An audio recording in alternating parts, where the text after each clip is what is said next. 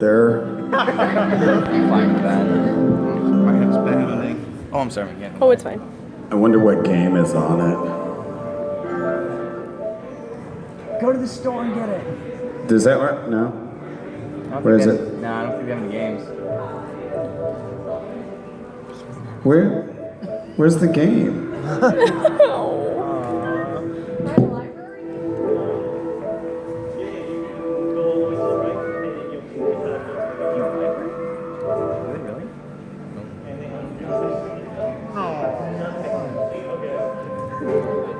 Wait, there it is, games.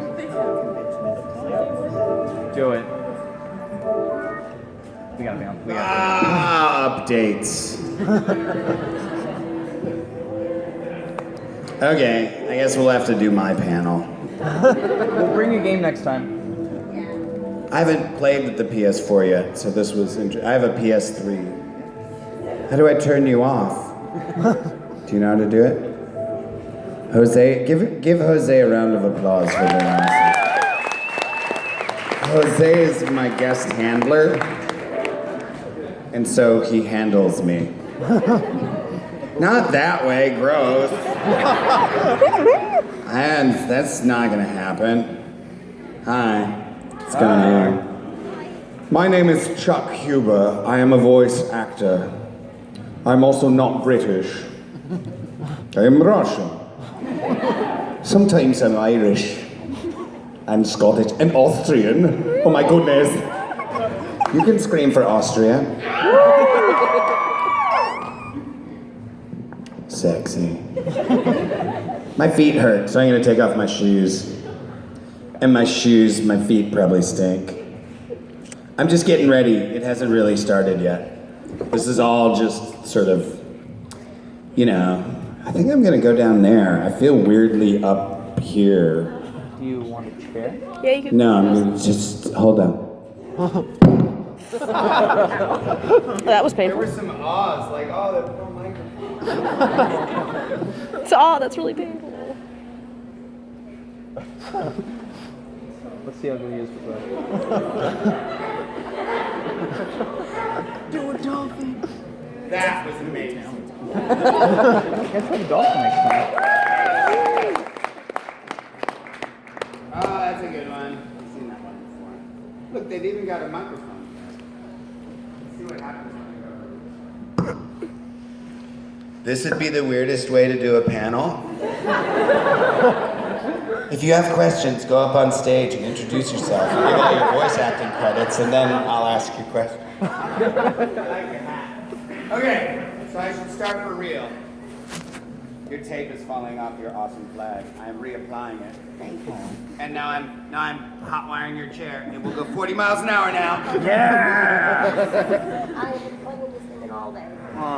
Do you need to plug it in now? We probably got power. No, My name is Chuck. I'm a voice actor. What do I do at these things? Do you remember? I've done them before. Oh, okay. I'll start with, you know, like my favorite. Oh, hi. Are we videotaping? Is that what's going on here? Hello. Hello, little camera. It's good to see you. Look, this is what it looks like after a flood. That's amazing. Look, here's what it looks like up my nose. Yeah, that's awesome. Here's some other cameras. You can get close to the here. Like get close, just like it's like it's like phone sex. Hello, other camera. Wait, give me your camera. Are you videotaping? No, you're not. Lies. Right here. Wow, it's meta. It's so meta right now. All right. Oh wow. Oh, that's weird. You're walking in and out of. Oh, you're. You want to? Oh, that's weird. There we go.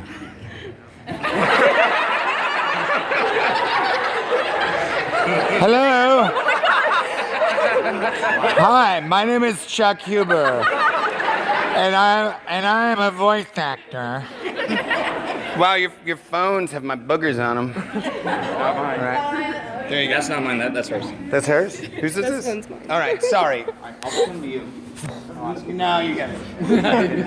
Otherwise, people get mad. They're like, why didn't Chuck let that other dude do his thing? Did that eye thing look cool? That's pretty Actually, yeah. That's pretty awesome. Pretty big. 10 out of 10? Damn it. It looked like a weird, like, Snapchat filter. Hello, my name is Chuck Hughes. Wow, it laughs when you laugh too. Oh my God, it does. I'm going to push you into the dead zone. Technology makes me think that that we're living right now is a video game. Because like technology is getting so good that at some point we're going to be like, man, just like, I don't know, the rendering in real life isn't as good as it is on the PS12 or whatever, you know what I mean? The HD You're gonna like is put 2 stuff, HD. you know, hack into your Oculus Rift, and you're gonna be like, whoa, fake colors are so much better than real colors. And God will be like, man, right? God will be looking for a job at like, Square Enix or something. I could totally make a whole world, one of them. Our designers usually make 100 worlds. Oh, I'm just kidding. So, I usually start off by telling some of my credits. I played a character named, would all the Dr. Steins in the room please stand? Give them a round of applause.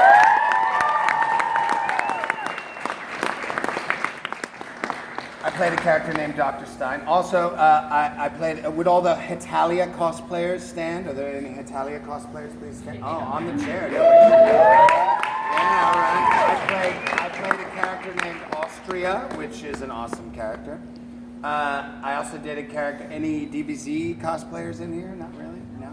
You got All right. tattoos of Dragon Ball Z? Was that good? DBZs. Did that happen 2 years ago at my panel? Was that here? There was this guy who was like powering up. It's on YouTube. I've seen He that. like powered I saw up that and video. then ripped his shirt off, and he was totally cut too. It was a really good power up. It was like his moment. He goes, "Can I demonstrate something for you?" And I was like, it was right at the beginning of the panel, and I was like, "Sure." And he was like, and he like, like the shirt flew off. It was awesome. Because I liked his pectoral muscle. People think that I make fun of gay people when I do this voice, and I think that's sexist because I'm a woman. So I also did a character named Hiei. I like Hiei. He's very fun. He's also my favorite character. And it's like, usually I start the panels by answering a lot of questions that people normally ask me. They say, what's your favorite character? And I usually say Hiei because I had never been to a convention before Hiei, and I went to Funimation one day, and they were like, Chuck, we want to take you to a con. And I was like, awesome! What's a con? And they were like, it's a place where people cosplay. And I was like, that's amazing! What is cosplay? They were like, you'll get it. I'm like, what am I going to do there? Like, pass out flyers? Watch Yu Yu Hakusho. It's a great show. I love it. And they're like, no, you're going to sign autographs. And I was like, you're stupid. And they were like, no, Chuck, you're stupid. You'll see. And so they took me to a convention called Comic-Con in San Diego. It's like my first convention. I was like, this place is insane. And they sat me down in a chair and they were like, here, you're going to sign autographs for 4 hours. And I was like, I don't think so. There was no one there. And you know how they queue the lineup away from the table so there's not like a line of people at the table? I sat down and I was like, there's nobody here. And they were like, no, Chuck, that is your...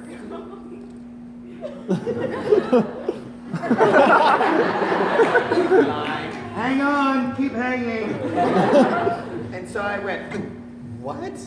Because I'd never signed an autograph in my life. And I'd done television, and I'd done movies, and I'd done, stage work. I started originally in Chicago at the Steppenwolf and Goodman Theaters, and I worked with a bunch of, you can clap for Steppenwolf and Goodman. Good. But polite applause, because it's theater. And then I started signing autographs, and I'd never signed one in my life. And I was like, the first 10 minutes were really weird, because those people had been in line. Hi, Magic Door. You can come in. No one will notice. Give them a round of applause for being there. Is the other door locked or something? No, you just like this door. All right, that was a fun way to enter. They were like, "Oh, I don't like attention." I'm gonna go up here for a little bit. I don't know why. Oh, I remember why. Because I wanted to sit down. But if I sit down there, I won't be able to see you. But here, I can sit down on this table. Let's see if I can do it without knocking it over. No heads. I did my headstand for the day. I did it at opening ceremonies. How many of you were at opening ceremonies? Okay. Did you see me do that headstand? Yeah. I was scared. Because you're like, oh, I do a headstand at a panel all the time. But the panel, that's just my friends at a panel. But opening ceremony was like 3,000 people. So you're like, suddenly you're like, what if I make a mistake? 3,000 people will be scared for me being old. But I didn't. You know, a teenager gets up and does that. Everybody's like, ah! You know, you're older and you fall over from a headstand. They're like, oh God. That's the worst part of it. Don't say that to older people. When they fall, just be like, ah! That'll make them get up quicker. You'll make them live longer. Do what? I don't feel it. So like the first 10 minutes of the autograph signing was really weird because those people had been in line for a really long time and had to pee probably. And they were like, ah! And I was like, oh. And then I got used to it after a while. I started realizing, oh, these are just like my friends from high school. And I was like, oh, these are all the nerds. I get it. You guys are all my nerd friends. And then, you know, like you get to that first autograph and they're like, here. And you're like, okay. And like, there's all these decisions you have to make, like, where do I sign it? Okay.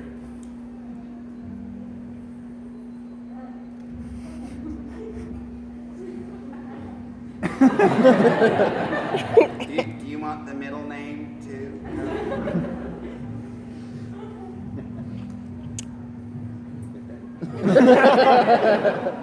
And the people running it were like, Chuck, you're gonna have to do that faster. And I was like, okay. And so that's when you start figuring out your autograph thing. You're like, and the next 15 minutes were filled with autographs that were weird because I thought I can do like a rocket at the end of the. No, that doesn't look like a rocket. And you do like, you know, you're like trying different stuff, and then you settle in on something, and you're like, okay, now I got my autograph down. But there's no school, there's no autograph school, there's no autograph class, there's no famous person class. They don't like send you to class. No, you're gonna have to be nice to everyone, and for some people, this will be the moment of their lifetime. You got to make sure not to be a jerk. And you're like, that's hard. It's not really hard, but you start realizing it in that moment because that first autograph line. Forgive me while I rub my thighs. I'm doing the same. Me too. I need them to stop aching. I've been standing and talking all day long since 9. I'm not complaining, but I heard a little, you know, on the inside. My soul eater. What? So you realize all these people are here for very important reasons, and then you're like, okay, I better make this important. I better rise to the moment that they're having. So that's why Hiei is my favorite character, because I never met any of you until that. I went through all of Dragon Ball Z. My first character was Garlic Jr. I'm gonna push you into the dead zone. All right, you can clap for him. I like garlic Make it a juice. snap. Just make it a... I can't snap with my like tie suit. There are actors who enjoy making the audience scream a whole bunch and like trying to get everybody to scream. I'm like, that's a lot of extra energy for them. And it's only Friday, so they need to just, this can be a relaxing, emotionally satisfying panel. It doesn't have to be a screamy panel. So, yeah, I got Garlic Jr. was the first one I did, and then I did Android 17, and then I got EA. So I didn't even know, all through DBZ, I didn't know people were watching anything we did. I was like, oh wow, people really like this. And I'm like, did they like the one before, the Dragon Balls one? And they were like, Chuck, it's Dragon Ball Z. And I'm like, oh, okay. I always forgot that part. And they were like, yes, people love Dragon Ball Z. And I was like, really? They're like, yes. Yeah. Millions and millions and millions of people all over the world. And I'm like, seriously? They're like, yeah. I'm like, oh, wow. I guess I am famous. And they're like, yes, you have to sign autographs. And then the other question people always ask me is, how did you get into voice acting? And I was at rehearsals one day, and my friend Brad Jackson came in, and he was like, hey, you should go audition for this Dragon Balls thing. And I was like, Dragon Balls? That sounds naughty. He was like, no, it's Japanese anime. I was like, it's definitely not. I was like, no, it's really cool. Just here's this guy's number. Give this guy a call, and he'll set up the audition. Which is not how I did auditions in Chicago. Never did a dude hand me a crumpled piece of paper with a number on it, and that's how I got the audition. And I was like, okay, I guess I'll call this guy. Beep, beep, beep, beep, beep, beep. Back when phones still made beeping noises. And it was like, hello, hey, yeah, hi, yes? This guy named Christopher Sabat who called. I was like, hey man, my friend Brad said to give you a call because you have a Dragon Balls thing I should audition for. He's, it's called, it's actually Dragon Ball Z. Yeah, a lot of people make that mistake, but yeah, no. Yeah, you should come in, like, I don't know, maybe 4 or 5. You don't come in, like, tomorrow, like 4. Or maybe tomorrow, Thursday, I can't do Thursday, but maybe tomorrow, yeah, like tomorrow at 4 or 5. We should do, what do you think, 5? Let's do 5. Can you do, hold on, I gotta get a pencil.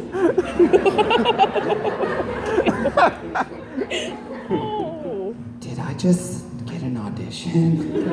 Okay, I'm back. Yeah, is 5 o'clock tomorrow good? Yeah, that'll be fine. Okay, yeah, great, man, thanks. What was your name again? Chuck.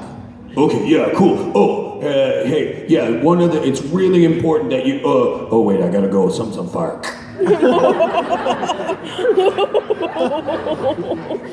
That was the weirdest audition ever.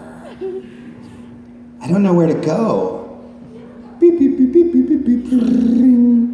Oh, yeah, hello. Hey, it's you. I can tell, because the number just came up just like it did the last time, and it's your number, so I know it's you. And I forgot to tell you where to go. That's probably why you're calling. It's the bank, in North Richland Hills, the bank building off 820. There's you come in, you park, it's on the first floor. You can come, it's the bank building. You know where that is? Yeah. Okay, good, yeah. Okay, stuff's still on fire. Gotta go, bye. So it was one of those things I was like, I'm not sure that's real. I don't think that really, I've never auditioned for anything real that started like that. So the next day was one of those really, really hard days, not a fun day, but you're like, oh great, my account was overdrawn by 3 cents, and then 5 $2 charges cost me $34 each, and that's $150 I don't have, and I barely have gas in the car, and then while driving there, I got a flat tire, and I was like, oh, and it's raining, so I was changing a flat tire on the side of the road in the rain. Wow. And I was like, stupid guy with the thing on fire, gotta find the pencil. I don't need to go to this audition. It's stupid. I'm from Chicago. I'm a cool actor. This is a dumb audition in a bank building. I shouldn't go. And then I heard that voice that you have right here. It's like, Chuck. You hear it, Chuck, go to the audition. You hear that it was Vic Mignogna's voice. Chuck, go to the audition or we'll never work on Star Trek Continues together. And I was like, those words don't make sense, great voice in my chest. And he was like, you'll get it later, Bones. And I was like, why did he call me Bones? And so I finished. It wasn't really Vic's voice, but I did hear a voice. Could have been Vic's voice. I don't know. I can't say definitively it was or was not Vic's voice. But I heard a voice that was and it's not really a voice. It's more like a sequence of words spoken. That'd be a voice, right? But you know when it's not your thoughts. You know when the voice is coming from here.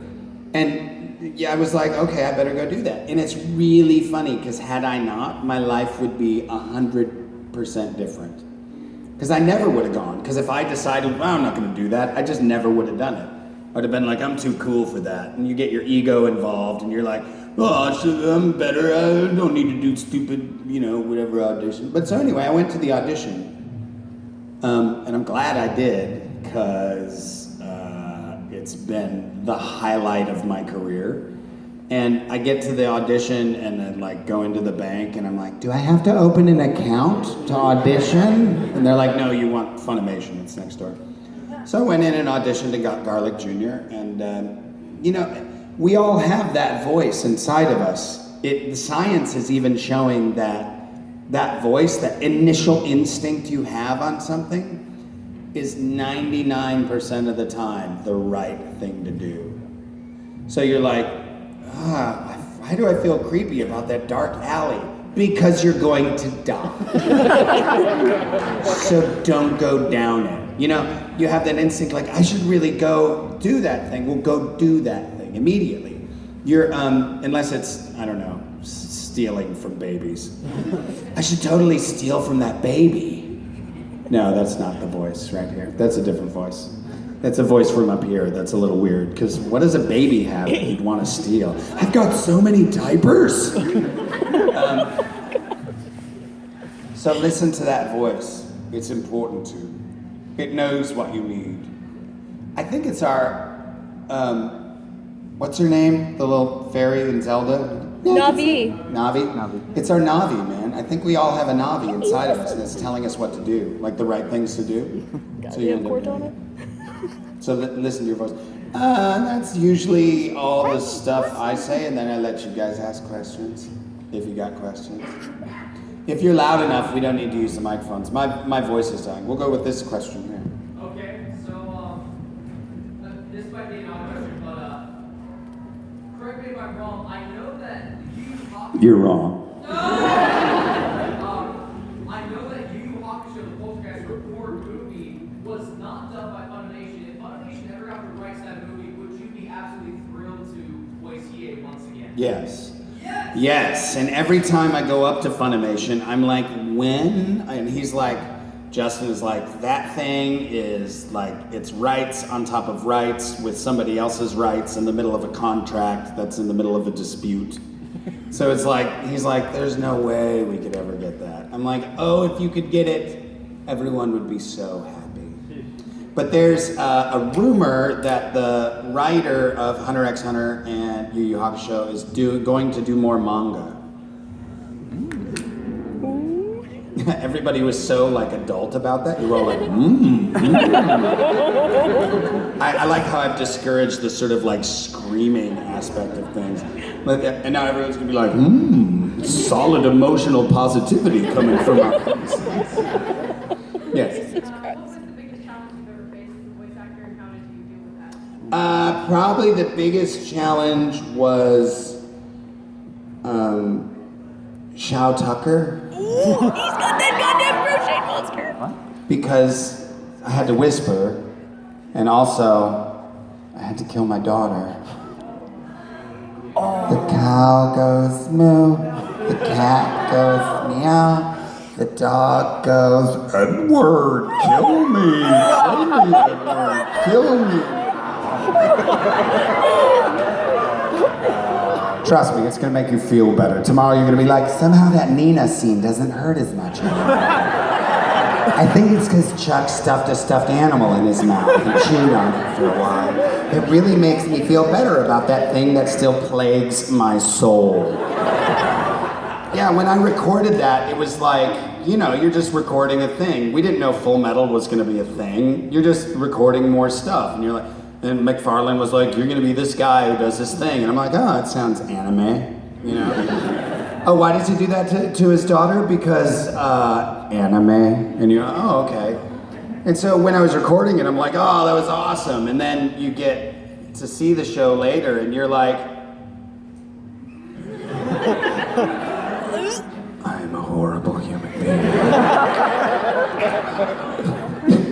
Why did I do it? And it's the only character where people come up to the table and are physically angry, like really, like you are a horrible, horrible man. And I'm like, it's just a job. It's just, I hate you and you should die. Where's your mother? You're like 8. Oh, Yes, question. You can make a comment too and a question. When I saw that scene, Yes. I was actually smiling because you were voice acting that character. And then, what is the weirdest thing you have ever signed? The weirdest thing I've ever signed? Or the weirdest thing you remember? No, I've signed lots of weird things. I don't sign like weird body parts. That's just not my thing. I signed this guy swore that Vic and I saved his life, and he was an Iraq vet who had cancer and he lost a leg, and he had this $80,000 prosthetic leg, and he kind of came up to the table and was like,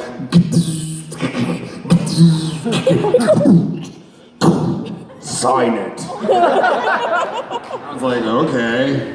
Are you sure? I'm like, oh my God, it's like chrome and red. You're like Iron Man. And he was like, sign it. And I was like, are you sure? How much did this cost? He was like, it was $80,000. I'm like, oh my gosh. I've never signed an $80,000 thing. It's like signing a Bentley. Like, would you sign my Bentley? Sure. I'll sign your Bentley, your Bentley leg. And then that was cool because, you know, a lot of times we get people who come up to the table and are like, your anime saved my life, your character saved my life. I was gonna kill myself, I hated my life was terrible, people beat me up at school, people got, you know, I'm bullied, the only thing that saved me was escaping into anime. And that is the most rewarding part about this. And we don't really, I mean, we get to play a part in it as voice actors. We get all the accolades for it, well, a lot of the accolades, but you know, anime is really important to people. And then one time, of course, a girl asked me to touch her glass eye. She was, Vic and I were on a panel, and she was like, excuse me, at the end of the panel, would you touch my glass eye? And we were like, hell yeah! Bring that baby up here. We were like, oh my God! Her poking her in the eye. It's terrible. Oh my God! That doesn't hurt? No. People walking in the room. Why are those grown men poking that young girl in the eye? It's an anime convention. Oh, okay. She pops it out and pours blood in it and cosplays as a zombie. Seriously. And she's like, brrr. And people are like, oh my God, your makeup is amazing. How'd you do it? She's like, riding my bike when I was 6. But that's the most awesome thing about anime conventions is that like that thing that's supposed to make you embarrassed and feel weird for the rest of your life and everybody's gonna beat you up and make fun of you for it. That's the thing in a panel full of 500 people you point out. And you're like, I'm awesome because of my eye. That is magic. And, you know, like that's, anime conventions are the only place that happens. One time there was a karaoke contest at Otakon, and one of the kids got up with spectrum, like pretty severely spectrum. And we have a son, my son Samson is autistic, and his spectrum is wild and fun, but everybody's spectrum is different, and I think we all got a little spectrum in us. And this kid got up and he thought he was singing, and he was just kind of rocking, and he had his lyrics like this, and the music was going. You could see him trying to get the words out, and I was like, and it was early on, and it was like my second or third convention, and I was like, oh, and it was like there's an audience maybe 4 times the size of this, packed, with standing room in the back, and he was just like, and I was like, oh God, this is gonna hurt him forever. And then all of a sudden, 2 or 3 people in the front row started like singing the lyrics for him, and then like the whole audience joined in because everybody knew the lyrics. And then you started to hear his voice come out a little more. And then by the end, he was pretty fully singing it, like you could hear him, and everybody's singing with him. And at the end, he got like standing ovation and huge. That's awesome. High five to that. Yeah, cool stuff. I just am proud of you guys because you're all good people, except you. No, I'm kidding. You're heartless. What do you expect? You just raised your hand, so I looked at you. I know. So I'm just like, Do you have a question? I do. Yeah. You deserve the next question after I insulted you so horribly. Look, you insult me all you want because I get to actually talk to you. That's really cool. It is cool. Let's savor it. All right, So, continue. so what's the best way of making a voice demo reel, like professionally? Making a professional voice. Okay, here's how I did mine. I'll tell you this: is a voice demo reel for specifically anime Oh, that's a good question. I mean, character voiceovers. I think it's that like anime, cartoons, or commercial. I mean, because you have to be open to anything because it depends what you can get. I'm trying to. I'm just an amateur. You're only an amateur till you say you're a professional. That's the honest to goodness. I mean, unless you're in high school and then you're still an amateur. Unless you're a figure skater, then you can be a professional. But that's Olympics, but it's semi-pro. It's actually amateur, technically speaking. But you can get endorsement deals, but only later. Anyway, it's like college. It's amateur, but it's not amateur. Those guys are pros. My point is, just if you want to be a pro, say you're a pro. Making a voice demo, I would Google, this is what I would do. Google best voice demo ever and like see if there's somebody's voice demo and listen to it and be like, yeah, that seems like me, and then imitate it.